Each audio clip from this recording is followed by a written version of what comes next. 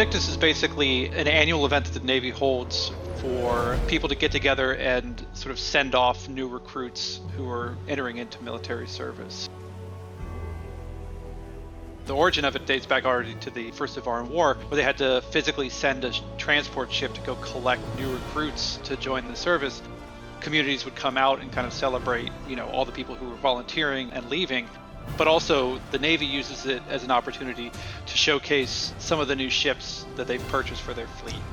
Your tax money has gone to buying these ships, so you get an opportunity to see them up close.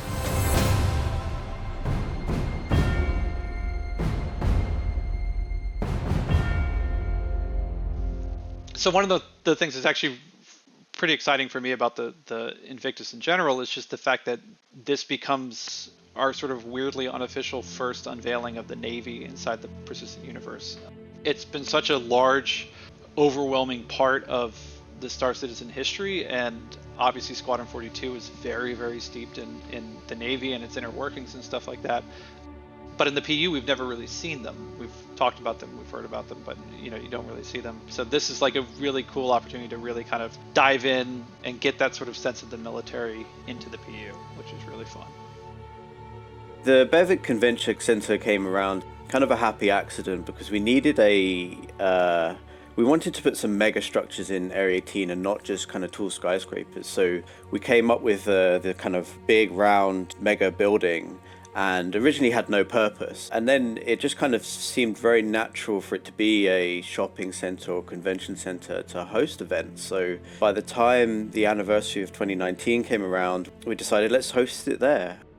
The UEE celebrates Invictus for sort of two reasons. It's a naval holiday that commemorates sort of the beginning of military service. So the kind of things we wanted to differentiate from the IAE is wanted to get a lot more of the lore infused into the location, both visually and kind of things to read and find out about that kind of sets it apart from a standard kind of ship manufacturing display.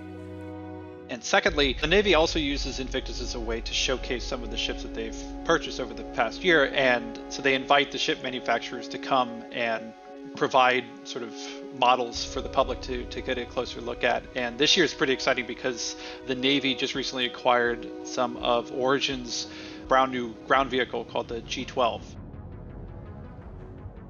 The G12 Origin rover is basically Origin's entry into this market. It's I guess, a competitor to the Ursa rover, but this is classic Origin, good looking, cool styling, high quality.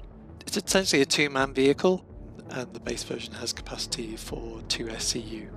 There are 3 variants of the G12.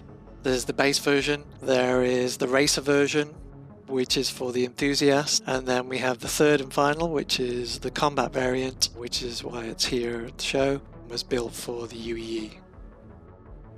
I'm sure the question will come up of Origin and the Navy seems like an odd group to come together. The thing to remember is that even though Origin is known for luxury, they manufacture actually a lot of sort of military and law enforcement ships. It's also probably, again, like the sheer quality of the workmanship. They tend to be pretty solidly made ships and they're well designed. I mean, they also just look cool as hell, which I feel like somebody, they can justify it all they want, but like, it's probably one of that things where like the dude who first presented it was like, this thing is sweet. I'm sure we can come up with a reason to have our admirals roll around in one of these things. So in addition to the ship halls or vehicle halls as well, we have our sort of main floor of the Bevic Convention Center has been sort of converted into sort of naval event space where we have several different areas that people can go visit. As you kind of get off the transit shuttle at the Bevic Convention Center, you're kind of met with a historical timeline of the different dates and events of the Invictus launch. So that's kind of a nice historical timeline that's very reminiscent of kind of war memorials. And then as you go through into the lobby of the convention center, I met with a diorama of some uniformed characters as another memorial, and a kind of recruitment drive to kind of show these are the kind of roles you could be serving in the UEE Navy. And there's a plaque with an oath inscribed onto the marble there. And then as you go up the stairs, you're kind of met in the center with quite a striking diorama, some characters kind of climbing up a mountain precipice with their arm reaching down to you. It's very much a kind of a propaganda, recruitment kind of drive, saying, come and join us. The guy's reaching his hand out to you. It's also kind of a nice moment for players to kind of look up and, it'd be like a selfie opportunity and that kind of thing. And then we've got a special memorial for the 999 Squadron, which is kind of a nice little display with the 999 lettering done as contrails of the ships.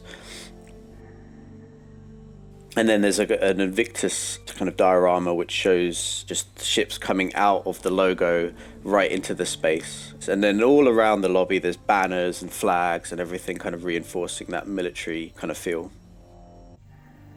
So yeah, it's really actually fun that we now have basically a venue that we can have large scale events at the Bevic Convention Center. But yeah, so basically it's like as we did it with IEE, like we get to do kind of a similar thing with the Invictus. But there's more to see outside the convention center. But I don't think they're going to let me tell you what that is. But players will have to discover it for themselves. Invictus Launch Week starts tomorrow, May 22nd, with activities on Spectrum and social media, introduces us to new concept vehicles like the G12 Rover and the newly flyable Cutlass Blue, and there's something happening up in space. Check out the website to find out more, but before we let you go this week, here's the sprint report. Up first, let's talk some go, no-go. Last week, the actor feature team presented the very first Tier 0 implementation of body dragging for director review. Now, body dragging is a feature initially necessitated by work on Squadron 42, where the ability to both pull compatriots to safety and hide the bodies of subdued enemies are essential elements in progressing through the aspects of the campaign. But as with most things, work on one means work on both. And with the upcoming Alpha 3.10, this very first iteration of body dragging is a go. Now, with time between now and the patch release, the team will work to improve the grab targeting to accommodate for various armor types and minimize that space you're currently seeing between player and target. But we've no doubt the shenanigans players will get up to when this feature makes its way to players in the upcoming Alpha 3.10. In ship news, it was announced earlier this week the Cutlass Blue will be arriving into the hands of those players who'd pledged for it previously in Alpha 391, while being made available for everyone else on Invictus Launch Week's Drake Day. So here's a brief look at what you can expect from Drake's law enforcement offering, and a quick look at the updated cockpit being worked on for the Origin M50 with its flashy new seat and slick updated cockpit lighting. In ship-related updates, the graphics team has been prototyping a new dynamic brightness feature for UI that can automatically adjust elements to a brighter level against brighter backgrounds and then lower again against the darker elements of space. What you're seeing here is an early proof of concept work, but the next step will be to continue dialing in the proper levels of brightness among the various backgrounds players may find throughout the persistent universe. Finally, moving on to locations, we've got these images of additional work expanding the raceway and hangar areas of Grimhex, which aim to provide new opportunities for players that operate outside the law. And as a special treat, this first look at the current state of Pyro 1, the planet charred by the constant, violent solar flares of the system star's prolonged nova phase. Now, it's worth noting that the planet seen here is in both an early state and outside of the Pyro system itself. So let's take that work in progress down in the corner to heart. See, there it is. Still, it's an exciting look at the different surface types and even plant life being explored for what was once thought to be a completely lifeless system. So what did we learn this week? Well, we learned that the UE Navy, long associated with Squadron 42, is about to make its first presence felt in the persistent universe with Invictus. That in-game convention centers can be just as flexible in meeting the needs of any promotion as the ones we find in the real world. And that the Navy and Origin alike clearly think capable ground vehicles don't have to sacrifice sleek looks with the currently in development G12 Rover. So be sure to log into the Persistent Universe tomorrow and each day of the following week to see everything we covered here and a few surprises we left for you to discover. For Inside Star Citizen, I'm Jared Huckabee. We'll see you next week.